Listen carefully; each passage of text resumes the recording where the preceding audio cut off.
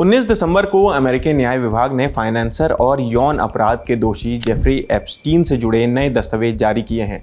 वियोन की रिपोर्ट के मुताबिक इन नए दस्तावेजों में अमेरिका के पूर्व राष्ट्रपति Bill Clinton, Pope John Paul, Saudi Arab के prince Mohammed bin Salman, Israeli सेना यानी कि आईडीएफ की स्वेटशर्ट का जिक्र मिलता है, जबकि अमेरिका के मौजूदा राष्ट्रपति डोनाल्ड ट्रंप से जुड़ी बहुत जानकारी नहीं दिखाई देती है।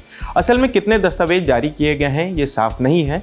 इससे पहले डिप्टी अटॉर्नी जनरल टॉड ब्लांस ने फॉक्स न्यूज़ से कहा था कि शुक्रवार 19 दिसंबर को लाखों रिकॉर्ड जारी किए जाएंगे और आने वाले हफ्तों में और भी फाइलें सामने आएंगी। नई फाइलों में एप्स्टीन के खिलाफ अलग अलग जांच एजेंसियों की जुटाई गई जानकारियां शामिल हैं। साथ ही कुछ तस्वीरें भी सामने आई है। इनमें से एक तस्वीर में बिल क्लिंटन हॉट बाथटब में दिखाई देते हैं। हालांकि तस्वीर के एक हिस्से में काले रंग का बॉक्स बना हुआ है। वहीं एक दूसरी तस्वीर भी सामने आई है। इस तस्वीर में क्लिंटन एक महिला के साथ स्विमिंग पूल में तैरते हुए नजर आते हैं, जिसे एप्स्टीन की करीबी सहयोगी घिस्लेन मैक्सवेल बताया जा रहा है। वहीं इस रिलीज में बिल क्लिंटन की एक मशहूर ऑयल पेंटिंग पासिंग बिल का भी जिक्र मिलता है। ये पेंटिंग साल 2012 में पैट्रिना रायन क्वाइड ने बनाई थी और 2019 में जेफरी एप्स्टीन की मौत के बाद उसके घर से मिली थी। फाइलों में ये भी सामने आया है कि एप्स्टीन की अलमारी में एक आईडीएफ की स्वेटशर्ट भी थी। इसे लेकर अटकलें लगाई गई कि शायद एप्स्टीन के किसी इंटेलिजेंस एजेंसी से संबंध रहे हों।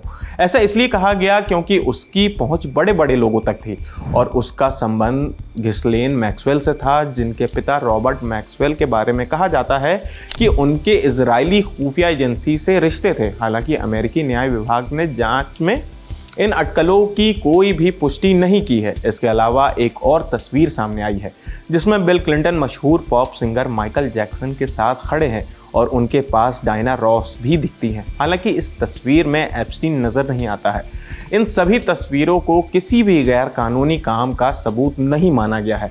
मैं इस बात को फिर से दोहरा रहा हूं कि इन सभी तस्वीरों को किसी भी गैर कानूनी काम का सबूत नहीं माना गया है, लेकिन फाइलों में यह ज़रूर सामने आया है कि एप्स्टीन के घर में पोप जॉन पॉल द्वितीय, डोनाल्ड ट्रंप और सऊदी अरब के crown Prince Mohammed bin Salman की तस्वीरें मौजूद थी। इंडिया टुडे के मुताबिक इन फाइलों में डोनाल्ड ट्रंप का नाम लगभग न के बराबर आता है, जबकि 1990 और 2000 के शुरुआती सालों में एप्स्टीन और ट्रंप के सामाजिक मेलजोल की बातें पहले सामने आ चुकी हैं। नए दस्तावेजों में ट्रंप की कोई तस्वीर नहीं है। हाँ, उनका नाम एक कॉन्ट्रैक्ट बुक में ज़रूर मिला है, लेकिन ये साफ नहीं है कि वो बुक किसकी थी। इसके उलट पहले जारी हुई एप्स्टीन से जुड़ी फाइलों में ट्रंप का नाम आ चुका है। फरवरी में जारी दस्तावेजों में एप्स्टीन के प्राइवेट जेट की फ्लाइट लॉग भी थे जिनमें ट्रंप का जिक्र था। इन फाइलों को जारी करने का दबाव कांग्रेस में रिपब्लिकन सांसदों की ओर से था। 19 नवंबर को ट्रंप ने एक कानून पर दस्तखत किए थे जिसके तहत न्याय विभाग को 30 दिनों के भीतर ज़्यादातर एप्स्टीन फाइलों को पब्लिक यानी कि सार्वजनिक करना था। इसमें से एप्स्टीन की जेल में हुई मौत से जुड़ी जानकारी भी शामिल है। ये कानून दोनों पार्टियों की सहमति से पास हुआ था, जबकि पहले ट्रंप और रिपब्लिकन नेता इसका विरोध कर रहे थे। इस पर व्हाइट हाउस ने कहा कि इन फाइलों का जारी होना सरकार की पारदर्शिता को दिखाता है। व्हाइट हाउस की प्रवक्ता एबिगेल जैक्सन ने कहा कि हज़ारों पन्ने जारी करना, हाउस ओवरसाइट कमेटी के साथ सहयोग करना और ट्रंप का एप्स्टीन से जुड़े डेमोक्रेट दोस्तों की जांच की मांग करना, ये सब पीड़ितों के लिए किया गया है। उन्होंने एक और डेमोक्रेट नेता स्टेसी प्लास्केट का भी जिक्र किया, जिन्हें 2019 में माइकल कोहने की सुनवाई के दौरान एप्स्टीन के मैसेज मिले थे। इस मामले में बिल क्लिंटन के प्रवक्ता ने साफ कहा है कि ये जांच क्लिंटन के बारे में नहीं है। उनके प्रवक्ता एंजल उरेया ने कहा कि आप 20 साल पुरानी धुंधली तस्वीरें जितनी चाहें जारी कर लें, लेकिन ये मामला बिल क्लिंटन का नहीं है।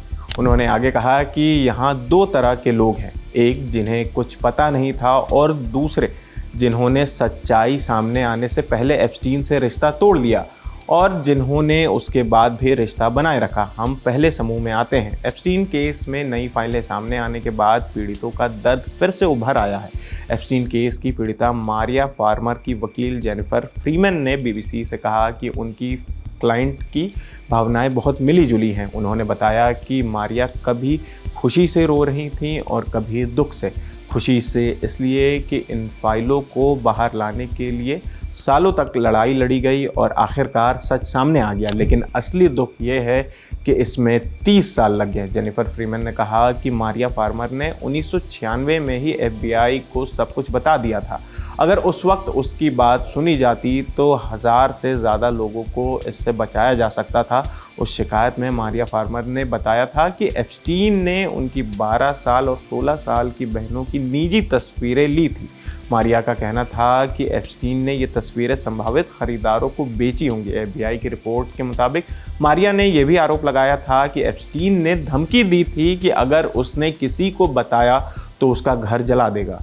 बता दें कि न्याय विभाग ने कांग्रेस को भेजे एक पत्र में बताया कि एप्स्टीन के मामलों में अब तक 1200 से ज़्यादा लोगों को पीड़ित या पीड़ितों के परिवार के तौर पर पहचाना गया है। फाइलों के रिव्यू के दौरान न्याय विभाग ने पीड़ितों के वकीलों से नाम भेजने को कहा था। इसी प्रोसेस में 1200 से ज़्यादा लोगों की पहचान हुई है। BBC के America media partner CBS news के मुताबिक आज कुल 3965 फाइलें जारी की गई हैं, जिनका साइज़ करीब 3 GB है। इन दस्तावेजों को अभी खंगाला जा रहा है, लेकिन इनमें से कई फाइलों के बड़े हिस्से काट दिए गए हैं या फिर पूरी तरह कवर कर दिए गए हैं। कुछ तस्वीरों में लोगों के चेहरे पर काले बॉक्स लगे हैं तो कहीं पूरे पन्ने ही जारी नहीं किए गए हैं। बहरहाल आप देखते रहिए दी ललन टॉप। अगर इस मसले से जुड़ा कोई भी अपडेट सामने आएगा तो हम आप तक उसे पहुंचाते रहेंगे। मेरा नाम आसिफ है, कैमरे के पीछे हमारे साथी दानिश हैं। देखते रहिए दी ललन टॉप। शुक्रिया।